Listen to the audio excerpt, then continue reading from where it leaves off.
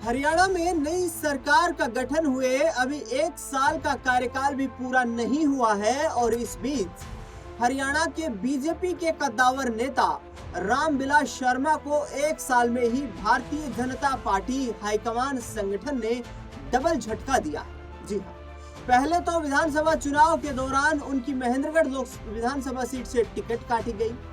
उसके साथ साथ अब जब रामविलास शर्मा को ये उम्मीद थी कि आगामी वक्त में हरियाणा के राज्यपाल बंडारू दत्तात्रेय का कार्यकाल खत्म होने वाला है और ऐसे में उन्हें ये उम्मीद थी कि जब विधानसभा का टिकट कटा है तो राज्यपाल उन्हें जरूर बनाया जाएगा, लेकिन वहां भी रामविलास शर्मा को निराशा हाथ लगी है। रामविलास शर्मा अहिरवाल क्षेत्र के बड़े कद्दावर नेता माने जाते हैं। बीजेपी के वट वृक्ष के रूप में हरियाणा में उन्हें जाना जाता है। अक्सर रामविलास शर्मा ये कहते हैं कि भारतीय जनता पार्टी का जब धरातल पर कोई संगठन नहीं था उस दौरान मैंने संघर्ष करना शुरू किया था और एक दिन भारतीय जनता पार्टी को मैंने संघर्ष करके पूर्ण बहुमत की सरकार बनाने का यहाँ पर उस दहलीज तक पहुंचाया जिसमें बीजेपी ने रिकॉर्ड कायम किया। लेकिन अब असीम कुमार घोष जो कि हरियाणा के राज्यपाल बने हैं, उसके बाद रामविलास शर्मा के लिए बड़ा झटका हो सकता है और रामविलास शर्मा ऐसे में आगामी वक्त में एक बड़ा राजनीतिक कदम भी उठा सकते हैं। वो कदम क्या है उसके बारे में भी चर्चा करेंगे, लेकिन फिलहाल एक और बड़ी खबर इसके साथ साथ आपको बता दें कि हरियाणा के कद्दावर नेता राव इंद्रजीत सिंह की बेटी आरती राव का भी बड़ा बयान और जो चर्चा का केंद्र बना हुआ है। आरती राव ने खुले तौर पर कहा है कि हमने हरियाणा में तीसरी बार भारतीय जनता पार्टी की हवा बनाई, जिसके बाद हरियाणा में सरकार बनी है बीजेपी की, वरना उत्तरी हरियाणा, पश्चिमी हरियाणा और पूर्वी हरियाणा में सीधे तौर पर लोगों ने यह मान लिया था, पार्टी संगठन के लोग ये मान चुके थे कि बीजेपी की सरकार इस बार हरियाणा में नहीं बनेगी। आरती राव ने जो बयान दिया है इसमें पूरा श्रेय उन्होंने अपने पिता राव इंद्रजीत सिंह को दिया है। आरती राव ने खुले मन से कहा कि भाई जिस तरीके की परिस्थितियां बन रही थी, कांग्रेस पार्टी बीजेपी का सुपड़ा साफ करने में जुट चुकी थी। लोकसभा चुनाव में कांग्रेस पार्टी को बीजेपी के बनस्पत अधिक सीट जो वोट मिले, वोट परसेंटेज अधिक रहा और जिसने बीजेपी हाईकमान तक की टेंशन को बढ़ा दिया था। लेकिन दक्षिणी हरियाणा ने बीजेपी की सरकार बनाने में अहम भूमिका निभाई है और उसमें राव इंद्रजीत सिंह का प्रमुख योगदान है। लेकिन राव इंद्रजीत सिंह मुख्यमंत्री की कुर्सी को लेकर अभी भी इंतजार कर रहे हैं। दरअसल अब सूत्रों के हवाले से मिली खबरों के मुताबिक राजनीतिक जानकार ये जो है विश्लेषण कर रहे हैं और उनकी तरफ से जो खबरें सामने आ रही हैं वो ये है कि आगामी वक्त में राव इंद्रजीत सिंह और इसके साथ साथ रामविलास शर्मा दोनों मिलकर एक अलग पार्टी का गठन कर सकते हैं। बड़ी खबर है ये, हालांकि अभी तक इसकी पुष्टि नहीं हो पाई है।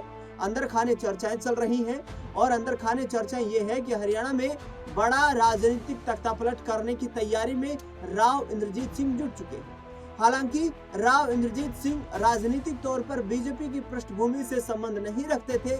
2013 में उन्होंने 15 अक्टूबर को भारतीय जनता पार्टी का दामन थामा था, लेकिन अब रामविलास शर्मा और राव इंद्रजीत सिंह एक दूसरे के काफी करीबी हो चुके हैं।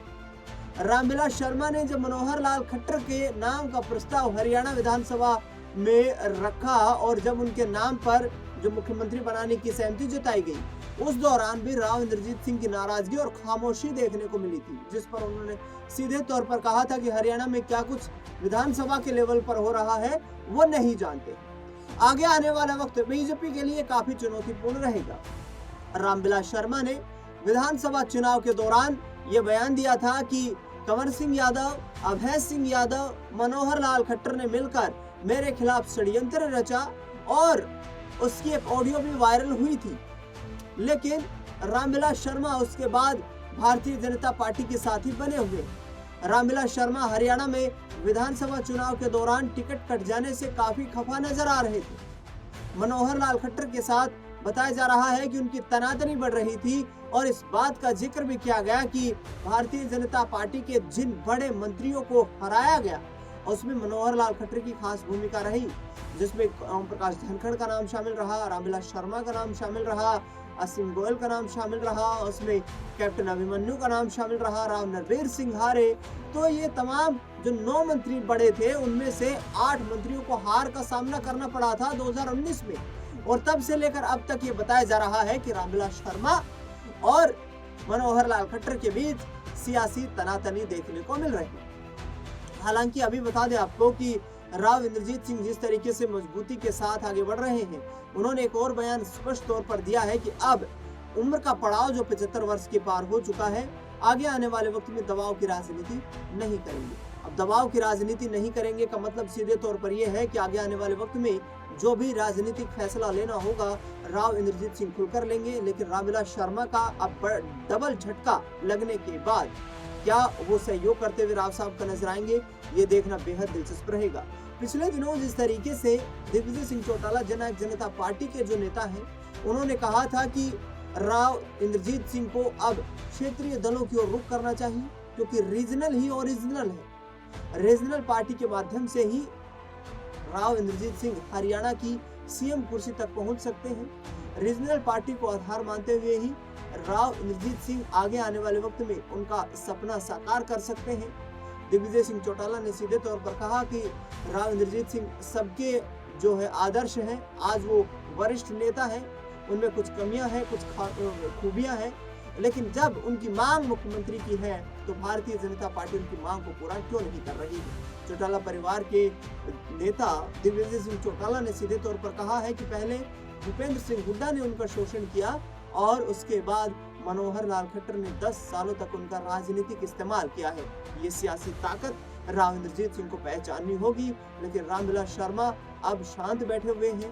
आगामी वक्त में क्या कोई बड़ा राजनीतिक निर्णय लेते हुए नजर आएंगे, ये सबसे बड़ा सवाल है। और इसी के साथ साथ राजनीतिक तौर पर देखा जाए तो हरियाणा में क्या उठापटक देखने को मिलेगी, क्योंकि मुख्यमंत्री नायब सिंह सैनी के करीबी जो लोग हैं वो भी कहीं ना कहीं इन सीनियर नेताओं के टच में नहीं है, और धीरे धीरे करके रामविलास शर्मा का हाईकमान से विशेष तौर पर केंद्रीय मंत्री मनोहर लाल खट्टर से संपर्क टूटता हुआ दिखाई दे रहा है।